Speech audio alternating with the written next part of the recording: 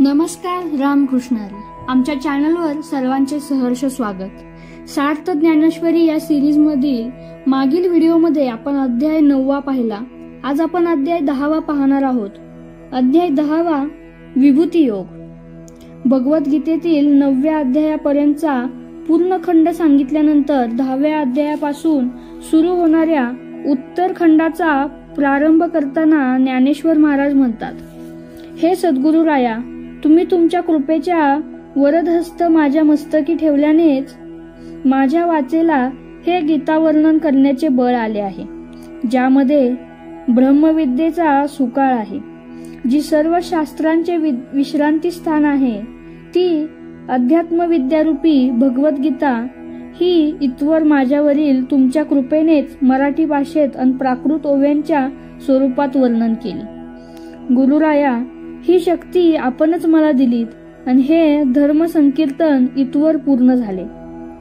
संपूर्ण भगवद्गीता ही त्या एका ब्रह्मतत्वाचे वर्णन करीत असली तरी काही अध्याय हे गीता अभ्यासकाला ब्रह्म जाणण्यास सांगते, त्याची ठिकाणे सांगतो. काही अध्याय ब्रह्म जाणण्यास गेले तर त्या जाणत्या गुणांसह ब्रह्मरूप करून टाकले. गीतेचा मागील म्हणजेच 9वा अध्याय हा साध्या सोप्या भाषेत निवेदन करणे हे खरं तर एक अनुपमेय असे कार्य. पण माझ्या श्री गुरुराया, सख्या निवृत्ती राजा, तुझ्या आशीर्वादानेच ते अवघड कार्य सोपे झाले. ही सारी गुरुकृपेचीच किमया आहे. या आणि अशा शब्दात मोठ्या विनम्रतेने श्री सद्गुरूंचे स्मरण, त्यांच्याबद्दलचा कृतज्ञता भाव हा व्यक्त केल्यानंतर ज्ञानेश्वर महाराज या पुढील अध्यायाच्या निरूपणास प्रारंभ करतात. ते म्हणतात, हे आर्त श्रोतेजन हो, या 10व्या अध्यायाचा विषय हा विभूती योग हा आहे. त्या अर्जुनावर बरसणारा तो श्रीकृष्णरूपी कृपामेघ आता पुढे कोणता श्रवणानंद अर्जुनास देतो ते आता ऐका. श्रीकृष्ण भगवान अर्जुनास म्हणतात की, हे पार्था, यापूर्वी मी तुला जे 9 अध्याय कथन केले ते केवळ तुझ्या अवधानाची परीक्षा पाहण्यासाठीच होते. आता यापुढील निवेदनात त्या मार्गे वर्णन केलेल्या ब्रह्मतत्वाबाबतच मी तुला अधिक माहिती देणार आहे. अर्जुना, तू ही गोष्ट अगदी पक्केपणाने ध्यानी घे की हे सारे विश्व म्हणजे मीच आहे. माझे स्वरूप जाणण्याचा प्रयत्न करणाऱ्या मी म्हणणाऱ्यांना मी आणि माझे खरे स्वरूप याचे पूर्ण ज्ञान झालेले नाही. ते जाणण्याच्या प्रयत्नात वेदांची मती कुंठित होते, मन आणि प्राणाची गती थांबते. माझ्या तेजापुढे चंद्र सूर्याचे तेज फिके पडते. मातेच्या उदरातील गर्भ हा जसा मातेचे वय जाणण्यास असमर्थ असतो, त्याप्रमाणे माझ्यापासूनच उत्पन्न झालेल्या देवदेवताही माझे स्वरूप ओळखू शकलेले नाहीत. जर कोणी शांत बैठक करून मन शांत ठेवून क्रमाने पंचमहाभूतांना ताब्यात आणत स्थिर मनाने निर्मळ आत्मप्रकाशाने आपल्या डोळ्यासमोर माझी मूर्ती उभी करण्याचा प्रयत्न केला तर एखाद्यालाच माझे खरे ते स्वरूप दिसते. असा भाग्यवान हा संसार प्रपंचात निर्लेश राहतो. पापवासना त्याला सोडून दूर जातात. अर्जुना, मी कसा आहे, मीच कसा नाना रंगरूपांनी आकारलो आहे हे तुला नीट समजते, म्हणजे मग मला नेमकेपणाने कसे जाणायचे, ओळखायचे ते तुझ्या लक्षात येईल. आता माझे विकार ते कोणकोणते ते ऐक. या विकारांमध्ये बुद्धी, ध्यान, भ्रांती, विश्वास, क्षमा, सत्य, शम, दम, यश आणि अपयश यांचा समावेश होतो. ह्या सृष्टीचे पालक आहेत, ज्यांच्या आज्ञेने हे सर्व लोकवर्तन करत असतात. ते 11 भाव आहेत. 7 सत्पुरुषी आणि 4 मनू यांचा जन्म सुद्धा माझ्याच इच्छेतून झालेला आहे. अर्जुना, मी आणि माझ्या नाना विभूती आम्ही एकच आहोत हे तू जाणून घे. जे आत्मज्ञानी लोक माझे हे चराचर व्यापी स्वरूप जाणतात ते त्रिभुवनात सुखे कालक्रमण करतात.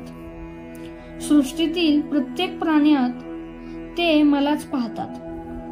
विनम्र वंदन करतात. जे जे भेटे भूत ते ते मानिजे भगवंत. हाच भक्ती योग आहे. अशा प्रेममय ज्ञानोत्तर भक्तीत ज्यांना माझ्या भेटीची विलक्षण ओढ लागलेली असते त्यांना मी सुद्धा माझे प्रेम अगदी भरभरून देतो. त्यांच्यात या भक्ती मार्ग साधनेत कोणताही अडसर येणार नाही याची मी काळजी घेतो. अर्जुना, असे माझ्या शुद्ध प्रेमसुखाला लालचावलेले भाग्यवंत जीव असतात ना, ते माझ्यावरून स्वर्ग आणि मोक्षाची ओवाळणी करून टाकतात. माझा असा भक्त माझ्यावर मी त्याच्यावर जीवेभावे प्रेम करत असतो. त्या प्रेमापोटी मी त्यांचा मार्गदर्शक मार्गदीप होतो आणि अज्ञानाच्या अंधकारातून त्यांना आत्मज्ञानाच्या प्रकाशात असतो. भक्तप्रिय भगवान श्रीकृष्ण परमात्मा हे असे भक्त व देव नाते उघड करून सांगत असताना तो सर्व भाग श्रवण केल्यावर अर्जुन पूर्ण भारावून जातो. तो मोठ्या विनम्रतेने श्रीकृष्णास म्हणतो की, हे कृष्णा, आता खरोखर मला तुझ्या स्वरूपाची कल्पना येऊ लागली आहे. माझे मन हळूहळू शांत आणि स्थिर होते आहे. हे देवा, या सकल विश्वाचा खरा मायबाप तूच आहेस हे माझ्या लक्षात आले आहे. तसेच ब्रह्मा, विष्णू आणि महेश ही तिन्ही अधिदैवत तूच आहेस हे पण माझ्या लक्षात आले आहे. कृष्णा, आजवर देवर्षी नारद, महर्षीवर व्यास यांच्या तोंडून आम्ही तुझ्या संदर्भात जे जे काही फक्त ऐकले आणि ते शब्द हृदयात साठवले होते त्या शब्दांचा खरा गुढार्थ आज तुझ्या या अमृत कृपावर्षावामुळे मला कळू लागला आहे. त्या बोध बीजास आता कुठे अंकुर फुटून पाहत आहे. देवा, तुझे अगम्य अतर्क्य असे स्वरूप हे तुझ्या एका वाचून अन्य कोणाला कळणे सांगता येणे हे खरंच अशक्य आहे. तुला जाणणे हे आमच्या सारख्याचे कामच नाही. हे माधवा, तुझ्यासारखा गुरु शोधूनही सापडणार नाही. माझे परम भाग्य म्हणून तू मला ही गोष्ट अनेक प्रकारांनी समजावून दिली आहेस की या सकल विश्वात तूच व्यापून उरलेला आहे. हे तुझे स्वरूप वर्णन ते सुद्धा तुझ्याच मुखातून वारंवार ऐकताना मला किती आनंद होतो म्हणून सांगू. तू जे काही सांगतोस ना ते ऐकत असताना माझे चित्त हरपून जाते. अर्जुनाचे हे आणि असे अनुभव प्रचितीतून व्यक्त होणारे बोलणे ऐकून भगवंताच्या मनास वात्सल्य प्रेमाचा आणखी एक उमाळा आला. प्रभू भक्त प्रेमाने डोलू लागले. प्रभूच्या हे सुद्धा लक्षात आले की अर्जुना खरोखर आता ज्ञानभक्तीचा अधिकारी झालेला आहे. त्या भक्ती प्रेमापोटीच भगवंत त्याला सांगतात की, बा अर्जुना, अरे ज्याप्रमाणे आपल्याच अंगावरील केसांची संख्या सांगता येणार नाही त्याचप्रमाणे माझ्या इतक्या असंख्य विभूती आहेत की त्या आठवून जरी तुला मीच सांगीन असे म्हटले तरी ते अशक्य आहे. तरी सुद्धा तुझ्यावरील माझे प्रेम मला आवरता येत नाही. म्हणून मी तुला आता माझ्या काही प्रमुख विभूती कोणकोणत्या ते सांगतो, ते तू ऐक.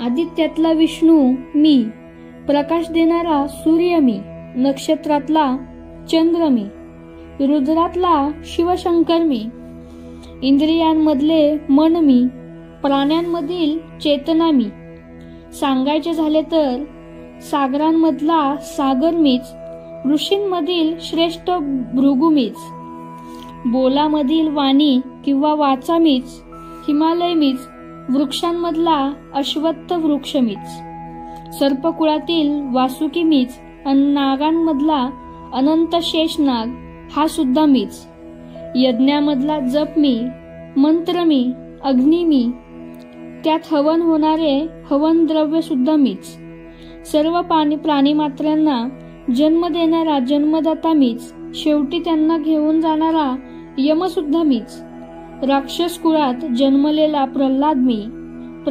पक्ष्यांमधला गरुड मी, हत्तीमधला ऐरावत मी. वेगवेगळ्या युगांत जे अवतार झाले ते पण माझेच. हे अर्जुना सख्या, तू थोडक्यात हेच पूर्ण जाणून घे की या सृष्टीत जे जे काही दृश्य आणि अदृश्य आहे ते सर्व मीच आहे. खरं म्हणजे हे जरी तुला पूर्णपणे कळले ना तर पुन्हा तेच तेच परत सांगण्याची गरज नाही. पण तुझी तेवढी तयारी व्हावी म्हणून मी तुला हे कळतं केला. बरं, साक्षात भगवंतांच्या मुखातून त्यांच्याच भिन्न भिन्न विभूतींची नावे अन ओळख ही अर्जुनाने लक्षपूर्वक ऐकली. त्यामुळे त्याला प्रभूंच्या विश्वव्यापकाची पूर्ण कल्पना आली. कृष्ण नव्हे तर एक गुरु ह्या नात्याने ते महत्वपूर्ण असे स्वरूप त्या अर्जुनास सांगते झाले. त्याच्या मनात कळत नकळत अद्वैत भाव निर्माण झाला आणि त्याचा मनात एक वेगळीच इच्छा जागू झाली. पुढे काहीसा धीर करीत तो मोठ्या विनम्रतेने म्हणाला, हे विश्वंभरा, तुझे सकल विश्वव्यापकत्व हे शब्दातून समजले. तू त्याचे यथार्थ शब्दचित्र माझ्या नजरेसमोर उभे केलेस. पण सख्या श्रीहरी, मला माहित नाही की मी त्या पात्रतेचा आहे का नाही, पण माझी अशी आर्त इच्छा आहे की तू तुझ्या ज्या विश्वरूपाचे वर्णन केलेस हेच दर्शन जर मला माझ्या प्रत्यक्ष डोळ्यांनी घेता आले तर. संत ज्ञानेश्वर महाराज या अध्यायाची गोड सांगता करताना म्हणतात, श्रोते हो, बाळाने मातेकडे लढीवाळ हट्ट करावा तो मातेने पुरविला नाही तरच नवल. अर्जुनाची ती विश्वरूप दर्शनाची आस तो श्रीकृष्ण परमात्मा कशा रूपाने पूर्ण करतो तो भाग आपण पुढील अध्यायात श्रवण करू. अध्याय 10 इथेच संपला. धन्यवाद. आपल्या चॅनलला सबस्क्राईब करायला विसरू नका आणि व्हिडिओ आवडला असेल तर लाईक, शेअर आणि कमेंट नक्की करा. धन्यवाद.